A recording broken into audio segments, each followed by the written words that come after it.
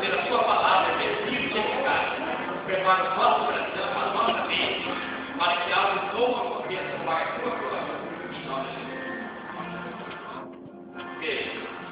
Veja, a Bíblia diz: guarde o teu pé quando estiver na casa de Deus. Não é? Vamos lá.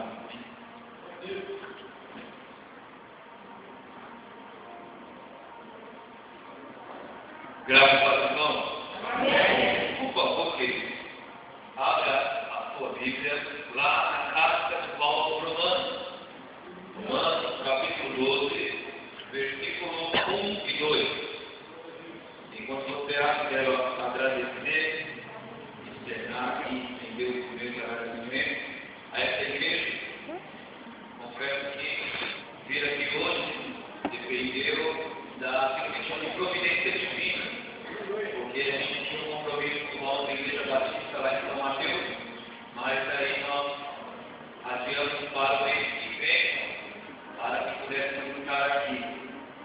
E nós somos gratos a Deus pelo convite feito pela Igreja através do pastor Elcio, grato, fui feliz de rever os irmãos, ver Mário, família, Pérez, família, filhas ali, nossa igreja, e tantos outros irmãos, irmãs, todos, bem conhecidos nossos. Amados, está escrito assim, primeiro versículo, lá no capítulo 12, rogo, pois, irmãos, pela compaixão de Deus, que apresenteis os vossos corpos em sacrifício vivo, santo e agradável a Deus, que é o vosso culto racional. E não vos conformeis com este século ou com este mundo, mas transformai-vos pela renovação do vosso entendimento, para que experimenteis qual seja a boa, perfeita e agradável vontade de Deus. Eu vou repetir.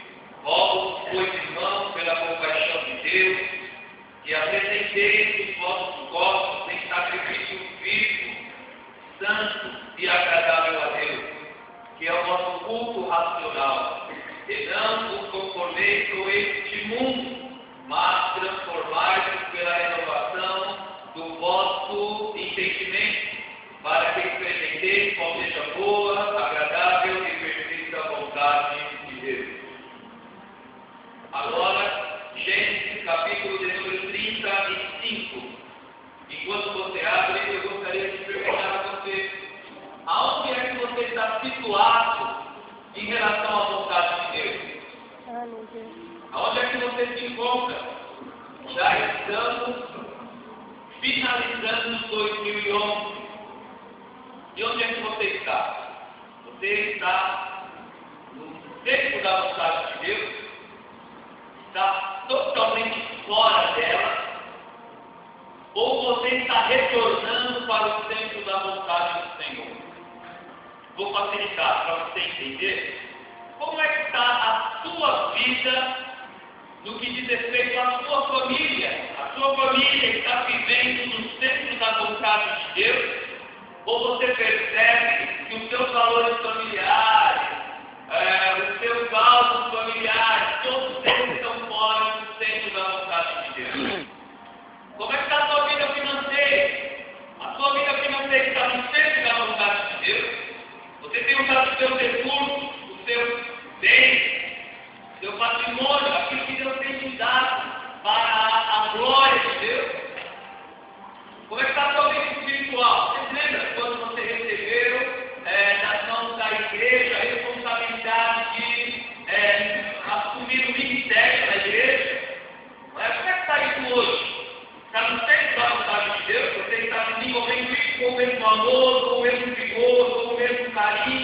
com o mesmo dedo, com a mesma dedicação, ou você está dizendo, né, como aquela hiena, né, ó céu, ó menina, ó, não vejo a hora de passar essa bucha para frente. Como é que você está? Em relação à vontade de Deus? Como é que essa igreja está? Como é que eu estou? Eu não sei se você é profeta, eu já vi que eu era profeta, mas eu sei que era profeta. Se Deus mandou falar, eu vou falar. Depois a gente ora. Como é que está? Porque não há um meio de ser feliz se nós estivermos justamente no centro da vontade de Deus. Como é que você tem preenchido esse dom de medo da sua vida? Como é que tem sido esse dom de medo? E olha que são 11 valiosos meses, senão eu vou voltar mais.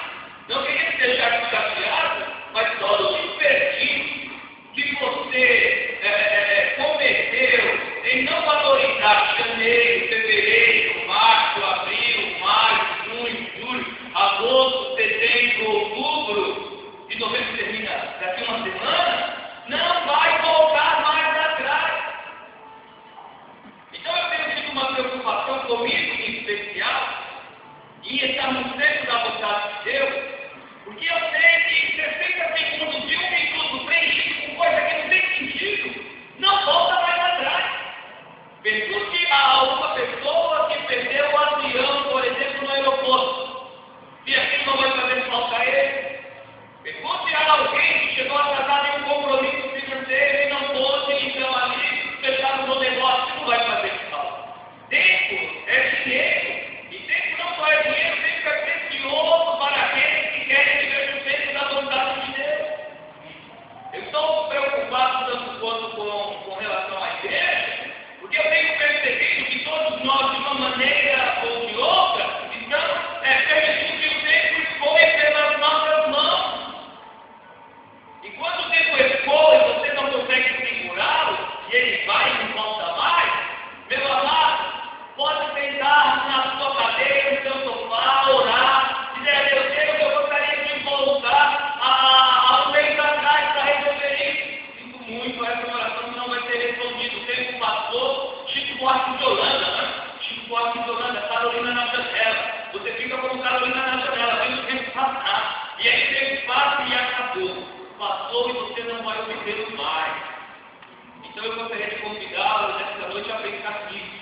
Qual é o melhor lugar para você estar? Acho que houver, aconteça o que acontecer. É sempre no centro da vontade de Deus.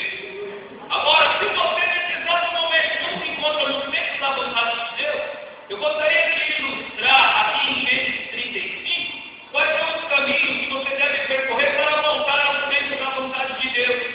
Ou então, para aqueles que estão no centro da vontade de Deus, sempre tentar atrair dela, porque ficar no centro da vontade de Deus também muitas vezes não é fácil, porque você é tentado, né, a sair dela.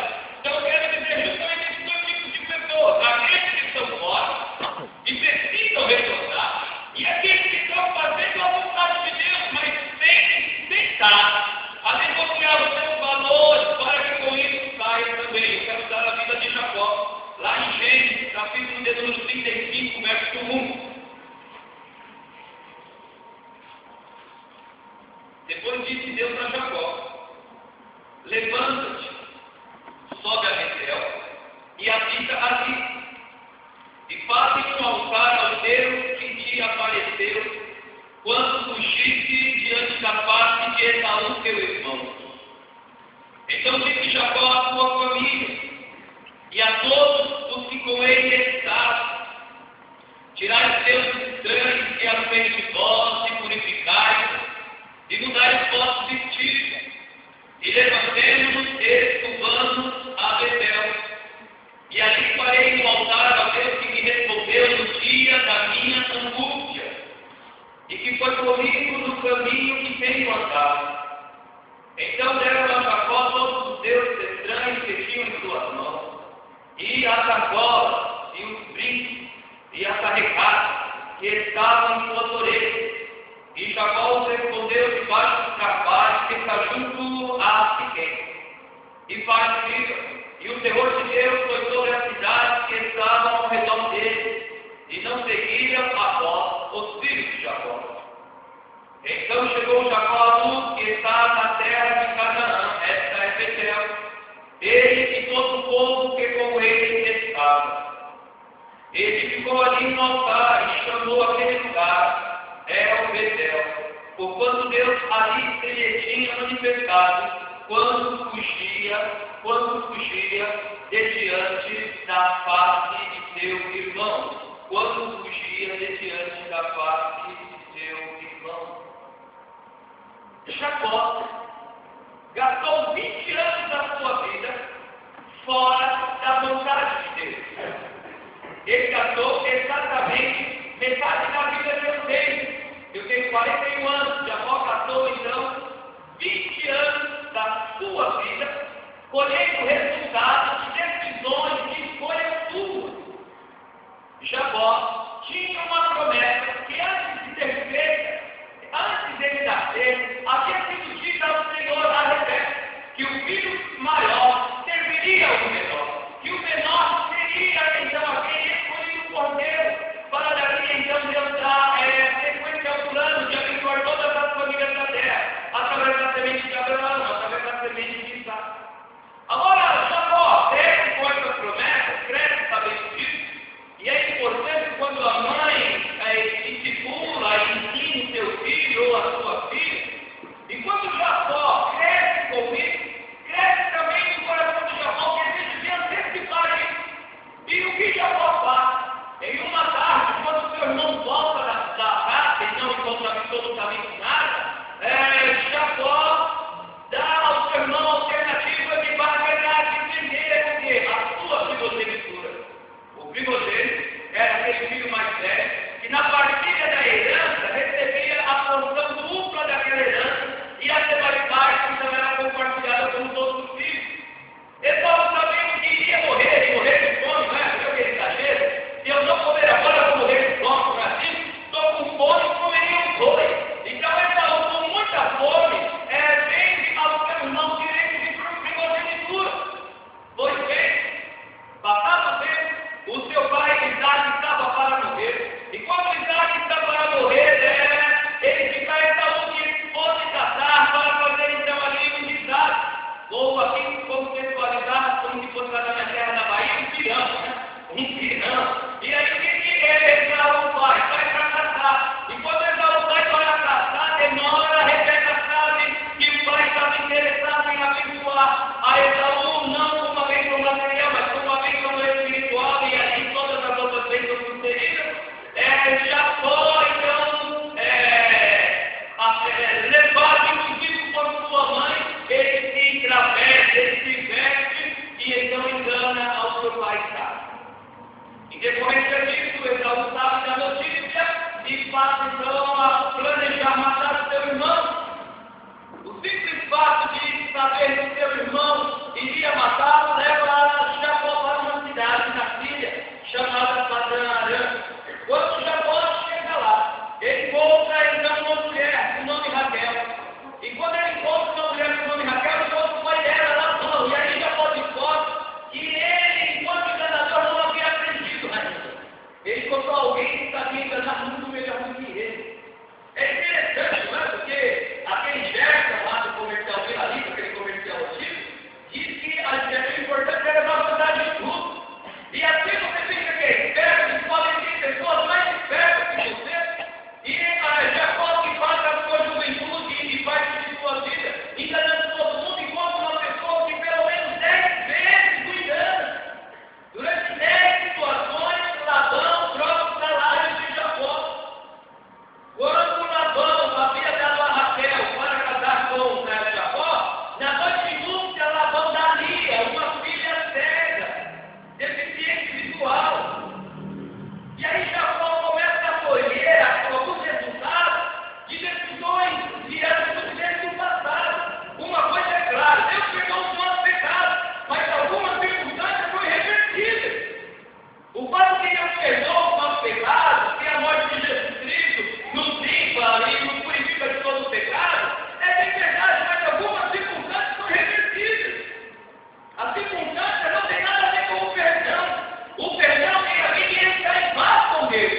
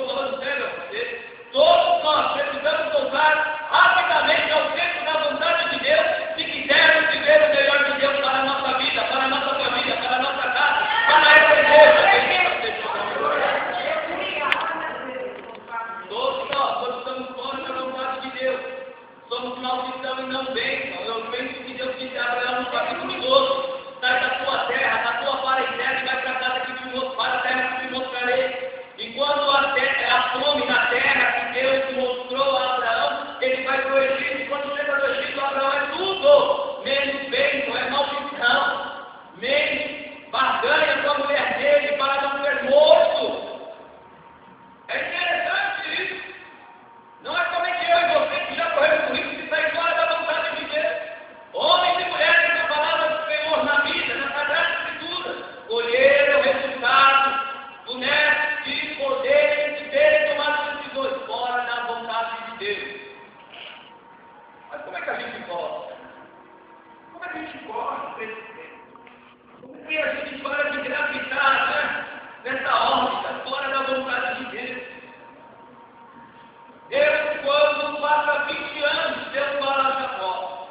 Passados 20 anos, é o versículo de número 1. Passados 20 anos, Deus diz a Jacó: Jacó, levanta, e se falar no capítulo de número 31, Jacó, eu sou Deus de Betel, capítulo de número 31, versículo 13, eu sou Deus de Betel, levanta e vai para a terra onde você fez uma aliança comigo, um voto comigo.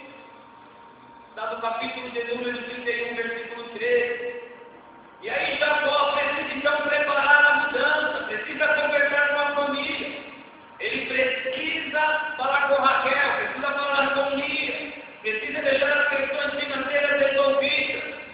E aí, em uma situação, então, quando tudo estava preparado, Jacó se levanta e parte. E quando Jacó parte, então, para voltar à terra de seus pais, passando primeiramente na cidade de Betel, Jacó, então, está numa situação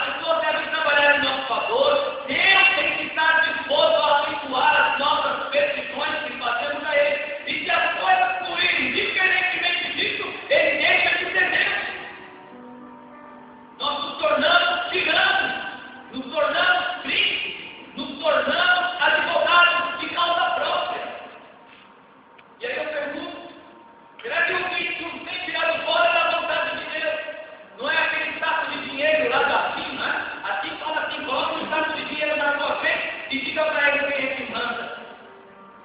Será que nós não temos tido no trono do nosso coração alguns relacionamentos que se tornaram relacionamentos idólatras? Nós temos em nosso coração algumas posições que se tornaram idólatras com relação a elas. Será que não existe em nossas vidas uma carreira profissional que, quando não tínhamos, vivíamos muito bem servindo a Deus, até esse emprego entrar na nossa vida e tirar a nossa comunhão com Deus, já chegamos em casa psicologicamente, mentalmente, totalmente destruídos, e não temos tempo para cultivar a vida cristã? O que será que tem tirado você do centro da vontade de Deus?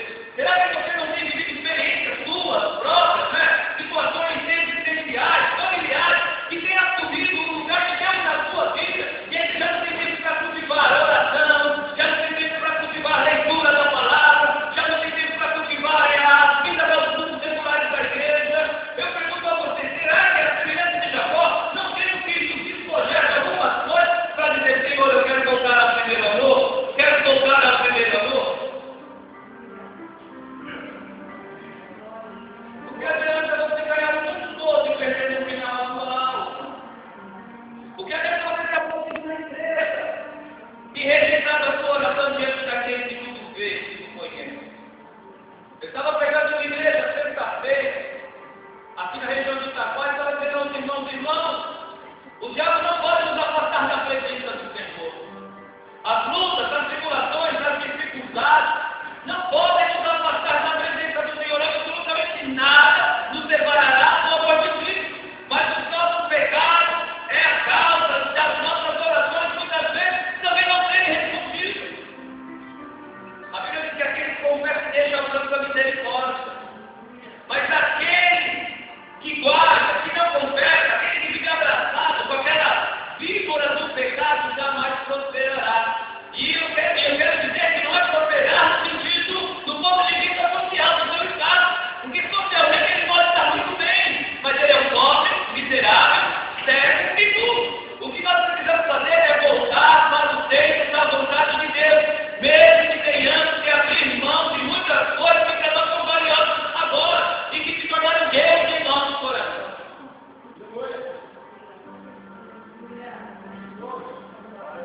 Você se lembra quando eu voltei aqui? Quando Deus me disse que o motivo dos meus fracassos financeiros é porque eu adorava mais ao dinheiro do que a Deus? E foi necessário ele tirar tudo de mim para que eu pudesse entender que nem só de pão viverá o homem? O que será que Deus tem que tirar do seu coração para você voltar? É claro que não está escrito na palavra do Senhor, mas é um adágio que se tornou comum entre nós. Se não vem pelo amor, vem pela dor. E eu tenho certeza que Deus está te chamando com portas de amor. Deus está falando ao seu coração: só há o Rei, só há o Senhor, só há o Soberano, e esse deve ser teu em seu coração.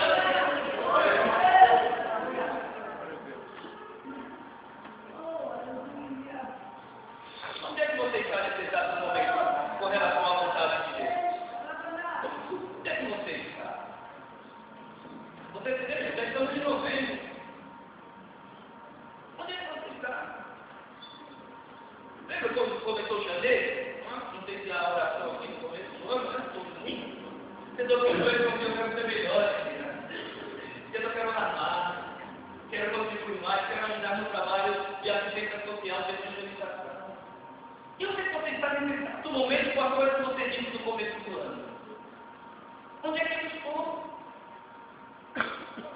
Segundo, todos aqueles que querem voltar para o centro da vontade de Deus precisam romper com antigas alianças. Talvez não seja tão antigo, porque você acabou de sair da vontade de Deus talvez essa semana, alguma aliança feita, né? Nós fazemos alianças com o crescimento, né?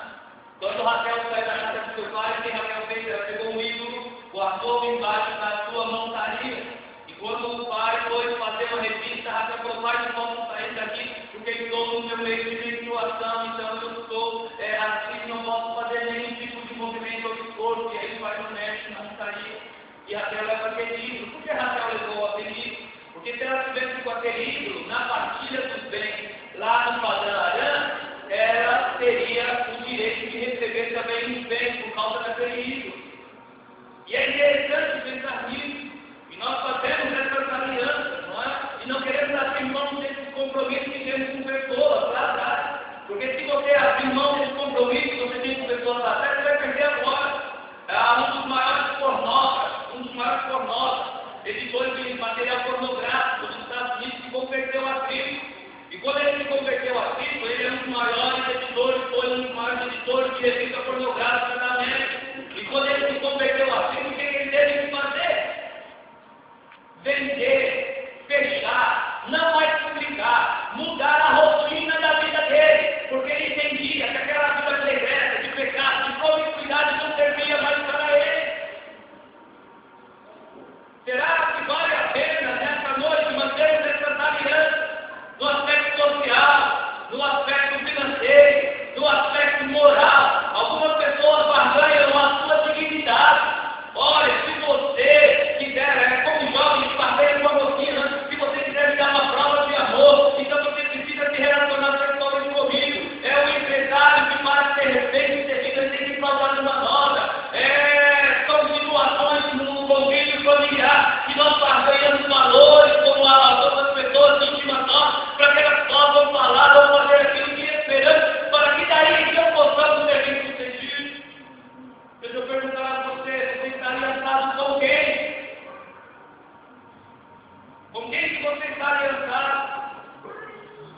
Será que as suas alianças, será que a minha aliança, semelhante a essa aliança de Raquel, eu preciso manter isso comigo? Porque se eu não manter isso comigo, minha posição financeira vai mudar, minha família vai mudar, a minha situação diante de um grupo vai mudar. Meu amado, deixe-me dizer a você e você isso com toda a sinceridade do meu coração. Aprove a Deus que as alianças que você tem feito com pessoas sejam alianças autenticadas por Ele. Porque se não forem alianças autenticadas pelo Senhor, isso durante algum tempo ficará para ter. Mas lá na frente, como poderá conduzir você, poderá conduzir sua família, poderá conduzir os seus negócios, poderá conduzir até a sua vida espiritual à ruína. Então, em nome de Jesus Cristo, volta depressa para o tempo da vontade de Deus. Rompa compromisso, porque você tem que romper, mas viva com a sua consciência tranquila, com a sua consciência tranquila.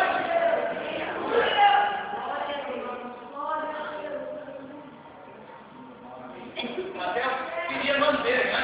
Não, tudo bem que eu vou para dentro, mas eu quero manter alguma coisa de padrão dentro comigo.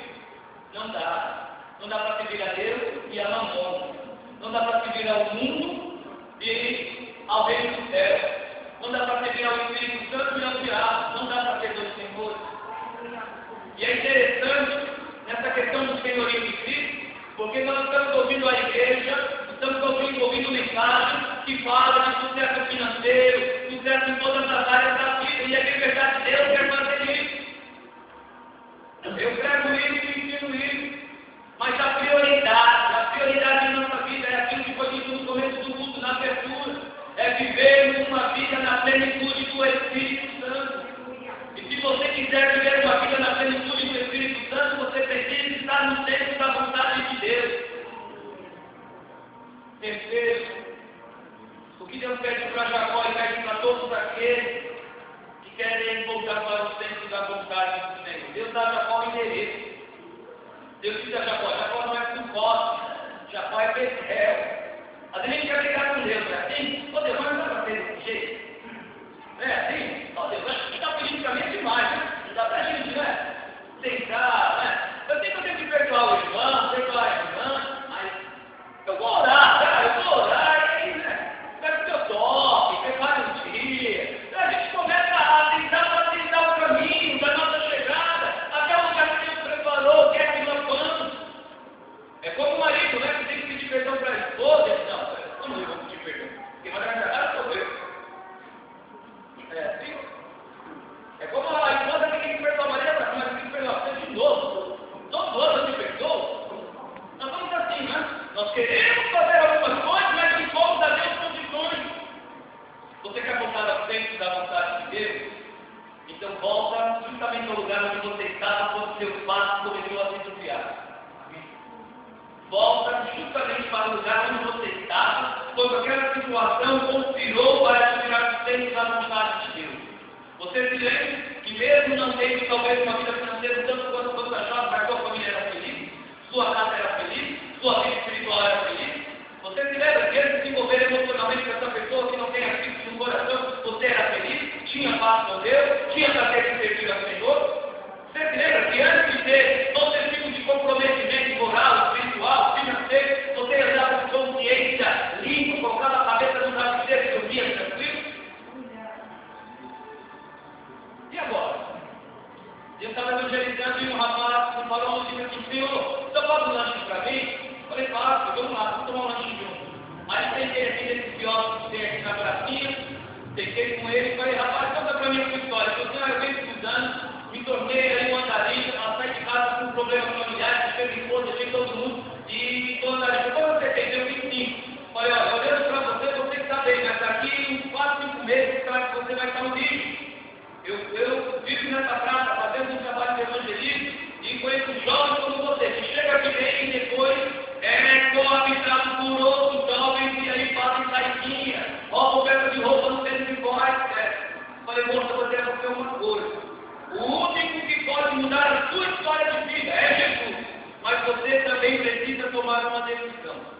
Sabe o que ele disse? Eu já fui muito na igreja. Falei: não, você já foi muito na igreja? Melhor ainda. Então você sabe que o seu lugar é servir a Deus com os dons e os talentos que Ele te deu. Você está fora da vontade do Senhor. E o mesmo lugar onde você caiu é o lugar onde você deve se levantar. Algumas pessoas, quando saem fora do caminho antigo, onde ele está, dizem assim: ah, mas nem Deus agora me quer mais. Outros nem o diabo me quer mais. Outros vêm à igreja, participam do culto, mas eles carregam o cemitério na cabeça. Ele começa a pensar: eu sou um pecador, eu sou um transgressor, eu sou um culpado. Mas o ditado chinês é verdadeiro e diz: o importante é saber, não é saber que caiu, o importante é saber que quer se levantar. Eu gostaria que você nessa noite entendesse isso. Para você voltar ao centro da vontade de Deus, você precisa retornar aos caminhos antigos. Você se lembra quando levou sua vida a Cristo? Como você saiu daqui feliz, não é assim? Não é? Saiu daqui chorando, queria abraçar todo mundo, não é? Atravessou essa praça daqui da Bíblia, não é? Beijando todo mundo, tudo era feliz, tudo era alegria, não é? Tudo era lindo. Você começou a se entregar no mundo, a ver as situações das pessoas com outros olhos. Você queria cantar, você queria cantar mais alto, não é? Porque o ministério de louvor aqui, você chorava, você dobrava o joelho, você tinha prazer de ler a Bíblia, leu a Bíblia em 6 vezes, toda a vida, não é? Aí, porque você sai fora da vontade de Deus, porque eu saio fora da vontade de Deus, deixamos a Bíblia em um canto, um espaço lá de nossa casa, enchendo de fora, não é? Vai lembrar aquela senhora que perdeu o foco e convidou o pastor aí à casa dela e disse: pastor, há muito tempo que eu perdi meu foco, não leio, nem a Bíblia mais eu leio. Mas eu quero a sua vida. Ela sua vida eu vou ler para você um texto da palavra. E quando o pastor abriu a Bíblia, o que tinha na Bíblia? Os ossos. A gente começa a se desviar e as coisas espirituais vão ficando em segundo plano. A gente vai sendo fora da vontade de Deus e a nossa agenda vai sendo uma agenda virtual, cheia de compromisso que não leva absolutamente a nada.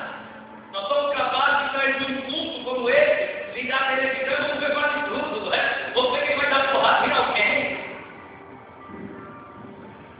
Deixa eu me perguntar, será que não está na hora de nós voltarmos ao primeiro amor? Será que não está na hora? Lembra que foi batizado no Espírito Santo? Lembra quando você se sentiu impulsionado a testificar, a falar de Jesus? Não é mais? Como ela volta para trás, como é que vai ter a juventude e vai se reunir aqui e vai falar de Jesus? Lembra? Por que essas coisas não existem mais? Por que essas coisas ficaram soterradas, meu querido? Paulo, no capítulo 12, versículo 1, rogo, essa é a minha função pensadora, de rogar a você, insistir com você, rogo, vou repetir, rogo, eu vou repetir, rogo, voltemos para o centro da vontade de Deus, porque ela é boa, ela é perfeita, ela é agradável. Deus certamente tem o melhor para a sua vida, mas você precisa voltar para o centro da vontade de Deus.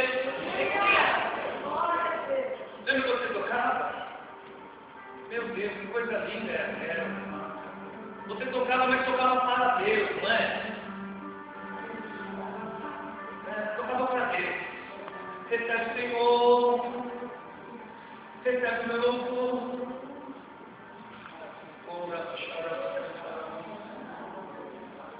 Agora, qualquer coisa se tira, né? Sempre que você vem para o musical para aprender a palavra de Deus, ele fala, eu quero aprender, eu quero ouvir. Hoje, não serve mais para você. Não serve mais para você. Mas quando já volta, é hora de voltar para a casa de Deus. É hora de voltar para Betel. A palavra Betel significa casa de Deus. Será que ninguém fala hora de você voltar correndo depressa para o centro da vontade de Deus? Se dispoja de si, dessas alianças e retorne para o centro da vontade de Deus. Por quê? Porque quando você voltar para o centro da vontade de Deus, ocorrerá com sua vida aquilo que é o que ocorreu com Jacó. No versículo de número 5.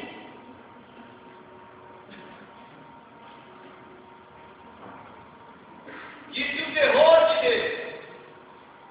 Alcançou todos os povos que estavam ao redor dele. De maneira que aquelas pessoas que estariam procurando Jacó e sua família pelos homicídios do passado, elas agora não iriam alcançar por quê? Porque Deus estava acampado ao redor de Jacó. A primeira coisa que ocorre com você quando você volta para o centro da vontade de Deus, não é que as situações de crise que você vive mudam, não. Pelo contrário, elas podem até se tornar piores do que eram no estágio anterior. Mas uma coisa é certa, você passa a ter certeza de que Deus está com você. Quando você está no centro da vontade de Deus, uma convicção você tem, que ainda que a figueira não floresça, que ainda que o produto da videira minta, que ainda que as vacas sejam arrebatadas dos currais, você pode se alegrar no Deus da sua salvação. Você pode correr com o seu pé mais ligeiro do que a porta. Há 2 anos atrás, eu disse assim, ele ia sair do estudo do emprego para fazer a minha obra. E eu estou há muitos anos aí envolvido com esse negócio de seminário. E uma das perguntas que mais fazia eu e minha esposa, nós fazíamos a Deus, era justamente essa: Senhor, e agora? E Deus dizia poderosamente: nós, a tua família, Elias, Isabel, João Vitor, Mônica, a minha família, nós tínhamos no Senhor uma convicção: aquele que chama é aquele que leva até as últimas consequências. Lembrei que o pastor Enéas diz assim: vai, porque Deus cuidará em todo momento. Fico feliz pela iniciativa de levar aquele missionário um carro, porque o carro não somente é um carro, o carro será convertido em muitas glórias que serão dadas a Deus, por pessoas que serão salvas, por pessoas que serão meditadas, por pessoas que serão libertas. Cada ação de generosidade no reino de Deus tributará, como dito na sua segunda carta aos Coríntios, se tributará em glória, em graça, em ações de graça que se darão a Deus. Por quê? Porque você está sendo instrumento de Deus para abençoar uma vida que se decidiu por estar no centro da vontade de Deus. Se ele fosse um engenheiro, se ele fosse um médico, se ele fosse um advogado, talvez não teria tributado Deus tanta glória, tanta honra, como será tributada pelo fato de ele estar na Bahia servindo a Deus. Por isso, deixe-me dizer: se você voltar para o centro da vontade de Deus, a presença do Senhor é garantia que Ele cuidará de você em todos os aspectos da sua vida. Quando Deus diz a Moisés, por causa de um pecado que fizemos do outro, Deus disse a Moisés, a minha presença não vai mais com você. Aí o povo ouvindo aquela má notícia, se entristeceu. Deus disse a Moisés, o meu anjo irá diante de ti. Nós passamos por uma crise espiritual tamanha em alguns aspectos. Se eu falasse que meu anjo vai com você, nós já ficaríamos contentes. Mas Moisés não disse isso. Moisés disse: Senhor, se a tua presença não for conosco, não nos faça sair desse lugar. Então, antes de você tomar uma decisão, antes de você projetar qualquer coisa, antes de você falar qualquer coisa, porque palavra falada e tapa na cara não volta atrás, antes de você colocar o seu pé para tomar alguma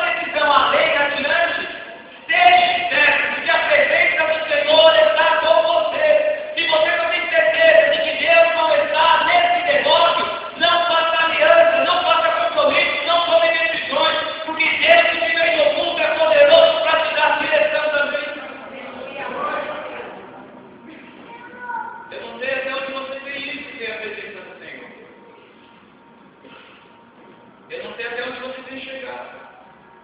Mas eu confesso para você que de 2 anos para cá, nós temos tomado decisões. Quando o pastor disse assim, alguém tem ouvido a voz do Senhor, eu até te fui encarregado, eu ouvi a voz do Senhor esses dias aí, nem bom. Deus me pediu uma coisa que vai mudar toda a minha vida. Eu vou ter que abrir mão de muitas coisas, além daquelas que eu já abri, não tem problema.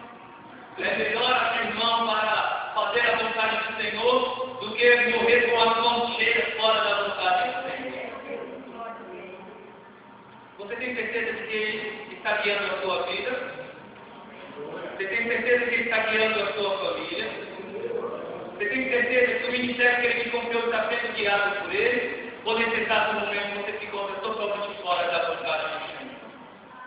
Segunda coisa que ocorre com todos aqueles que têm a sua vida no centro da vontade de Deus: a vida adquire profundidade espiritual.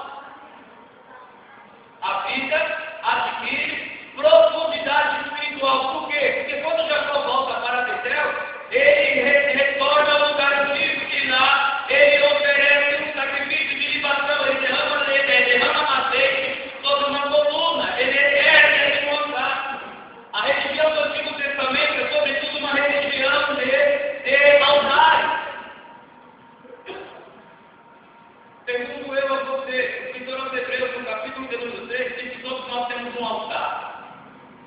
Como é que está a sua vida espiritual hoje? Retrospectiva 2011. Como é que está a sua vida espiritual hoje? Como é que está a sua vida espiritual? Até onde Deus pode contar com você? Até onde você pode ter um tipo daí? Ele me aqui. Envia-me a mim. Todos aqueles que estão no centro da vontade de Deus, apesar da sua fragilidade, apesar dos seus erros, apesar dos seus insucessos, e graças a Deus pelo nosso insucesso, que podemos aprender com o nosso insucesso, apesar todos aqueles que estão no centro da vontade de Deus, vivem uma vida mergulhada na comunhão com Deus. Quando eu levanto de manhã para fazer os meus afazeres, eu levanto de manhã e digo: Senhor, guia a minha vida. Eu preciso tomar decisões hoje. Eu preciso fazer coisas hoje que, humanamente falando, não sou capaz de fazer. Eu não vou ficar numa sala de aula para lecionar sem a convicção de que o Senhor está inspirando a minha vida para falar com esses alunos. Um dia um aluno disse assim: pastor, o senhor tem saber mudou a minha vida. Eu falei: o que foi que eu fiz, filho? Deixa eu te contar, eu tenho que tomar uma decisão. E o Senhor na aula disse o seguinte: que se você não tiver capacidade de arriscar, direcionado por Deus, se você ficar preso a coisas antigas, se não quiser arriscar para viver aquilo que Deus tem para a sua vida, o tempo vai passar, outras pessoas arriscarão e elas assumirão o lugar que era para você assumir. Pastor, você não sabe o que eu fiz. Eu tinha um convite para trabalhar em uma empresa, mas eu estava bem situado na minha empresa. E eu pensei comigo: se eu sair da minha empresa e ir para essa outra empresa e não der certo, eu vou ficar desempregado. Mas como o Senhor falou aqui, eu senti Deus respondendo as minhas orações, que na hora de eu sair de uma empresa para entrar de novo. Deixa eu contar ao Senhor, pastor. Eu saí da empresa, estou na outra empresa e lá tenho sido financeiramente mais bem sucedido do que estava no anterior.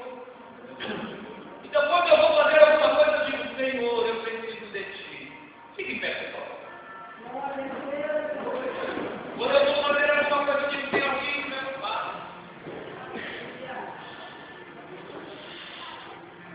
Esse dia alguém me procurou na igreja e disse assim: pastor, você já foi para Israel? Eu falei: não, mas eu vou morrer, né? Eu nunca fui, mas eu não fui. Eu gostaria de ir. Falei: olha, de vontade, até gato morre, né? E tem vontade de tudo. Porque, pastor, Deus tocou no meu coração.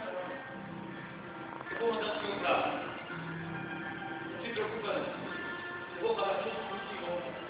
Mas eu não tenho nem ideia que vou. Que exagero, né? Não, mas eu tenho condições, mas eu vou mandar o Senhor. Aí eu lembrei que eu tive abrir mão de um salário bom na empresa, de uma situação confortável. para depender exclusivamente daquela comunhão que você adquiriu com Deus na caminhada. Como é que você se encontra nessa noite? Onde é que você está? É 2011 e já está indo embora. Onde é que você está?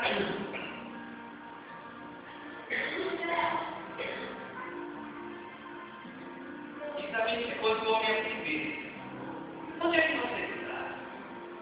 Será que a sua família vai continuar sofrendo por decisões erradas que você tem tomado? Será que a sua vida espiritual vai continuar sendo prejudicada por decisões erradas que você tem tomado? Eu já voltei aqui em uma outra situação que eu passei tempo, uma situação na igreja e outra no mundo, e eu que colhi os frutos daquelas decisões erradas. Jacó levou 20 anos sofrendo por ter antecipado uma coisa que seria dele, mas não era o momento dele receber. Aquilo que Deus tem para a sua vida virá no momento certo, na hora certa. Porque enquanto não vem, Deus está trabalhando na sua vida, está trabalhando na sua família.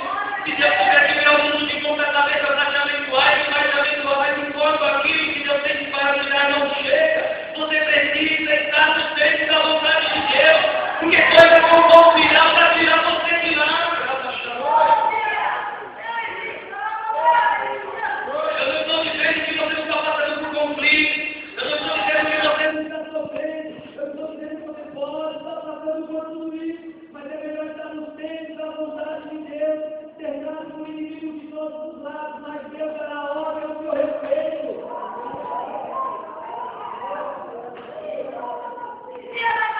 Deus está na ordem do seu respeito. Qual o cemitério quando você estiver?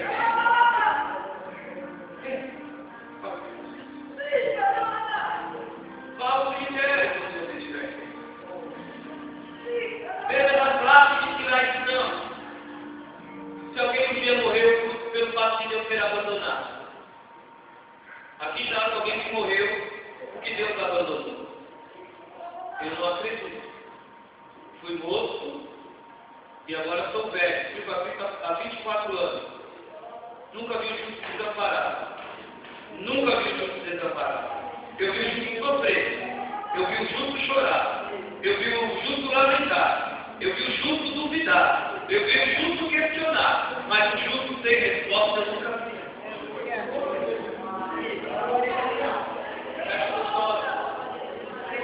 Será que na hora de você voltar, ou